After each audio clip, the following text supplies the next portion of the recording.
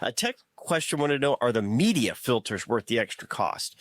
I haven't heard media in a filter before. Is that a thing? Yeah, it is. But again, better airflow. I wish you could see the roll of his eyes through the radio microphone. Go ahead, Rickey. Yeah, you got to let the air conditioner breathe.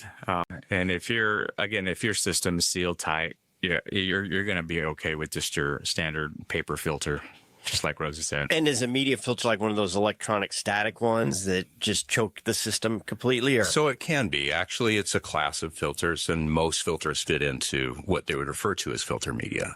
So there is class of higher end filters that are high MERV ratings, and that's of course the resistance and the air pressure, but it also ultimately removes more contaminants. Unfortunately, they end up being bigger filters. So like your 5-inch filter, Rosie. That would be considered filter media as well. So paper filters do fit into this class, if you will. So it's not a takeaway. It's actually sometimes misconstrued that it's something special.